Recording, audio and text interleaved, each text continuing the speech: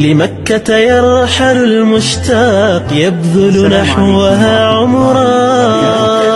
الحمد لله والصلاة والسلام على المبعوث رحمة للعالمين. أما بعد، أيها الأحبة الفضلاء، مرحبا بكم من جديد. karibuni tena kwa mara nyingine katika tarehe 8 ndani ya mwezi mtukufu wa Ramadhani na katika halqa ya 8 kwenye barnamiji yetu tuliyoipatia kwa jina la Fadailu Makkah wal Madina, utukufu wa Makkah na Madina. Kwa kuwa tumetangulia kuizungumzia ibada tukufu ya haji na fadhila zake, hatuna budi hapa kuizungumzia umra ambayo vile vile inakwenda kufanywa katika nchi ya Makkah. Huwezi ukampata mtu mu'tamir anakwenda kufanya umra sehemu ambayo kwamba ni kinyume na Makkah, abadan. Huwezi ukaipata fadhila hii iliyofungamanishwa na ibada ya umra isipokuwa ni katika nchi ya Makkah. Vile vile bado hatujatoka tunazungumzia katika utukufu na fadhila ya Makkah.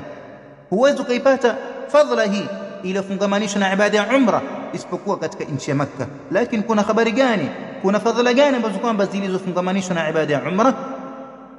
Turudi katika hadithi ya Mtume sallallahu alayhi wasallam iliyo Bukhari na Muslim, kutokamana na hadithi Abi Huraira, radza Mwenyezi Mungu zimfikie, ya kuwa Mtume sallallahu alayhi wasallam amesema, al-umratu ila al-umrati kaffaratun lima bainahuma.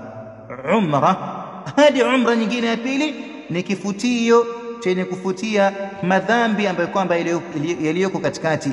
Mtu anapofanya umra mwaka huu kisha akarudi tena mwakani akafanya tena umra nyingine, basi umra yake ile ya pili inafuta madhambi yote yaliyotangulia. Taban ni madhambi madogo madogo yaliyotangulia kutokea umra ambayo kwamba alioifanya mwaka jana hadi umra ya pili. Madhambi yote madogo madogo yaliyo katikati yanasafishwa kwa baraka na utukufu wa ibada ya umra. Allahu akbar. Ilipokuwa hilo ya kuwa umra inamtahirisha mtu kutokamana na madhambi madogo madogo, ama madhambi makubwa, ni lazima kupatikane tauba ya kisawasawa na yatimie masharti ya tauba. Lilipokuwa hili la kufanya umra hadi umra nyingine ni kifutio cha kumtahirisha binadamu kutokamana na madhambi, ndio Mtume sallallahu alaihi wasallam akatuhimiza katika hadithi nyingine ili tukithirishe mara kwa mara. Akatuhimiza tukithirishe kuandamisha haji na umra, kufanya mara kwa mara haji na umra, kwani kufanya hivyo inamtahirisha binadamu kutokamana na madhambi na ufakiri. Yamekuja mapokezi mengine kwa Tirmidhi na Nasai kutokamana na hadithi Abdullah ibn Mas'ud, radza Mwenyezi Mungu zimfikie, amesema Mtume sallallahu alaihi wasallam, tabi'u baina al-hajj wal-umra, fatanisheni baina ya haji na umra. Kwa nini? Fa innahuma yanfiyani al-faqra wadh-dhunuba, hakika kule kufatanisha baina ya umra na haji inamtahirisha mtu kutokamana na umaskini na ufakiri na madhambi vile vile. Kama yanfi al-kiru khabath al-hadidi, kama jinsi ya moto unavyosafisha kutu zilizoko katika chuma.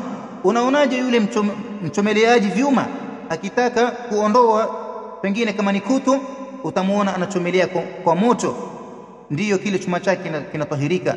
Ndio Mtume sallallahu alaihi wasallam akatupigia mfano jinsi ya umra, jinsi inavyomtahirisha binadamu, na akatuhimiza kwamba zifatanisheni baina umra na haji kwa kufanya mara kwa mara, kwani kila mnapofanya inawatahirisha na kuwabakisha kwamba mko safi kabisa. Namuomba Mwenyezi Mungu Subhanahu wa Ta'ala asituharamishie kutokana na fadhila zake. Allahumma amin.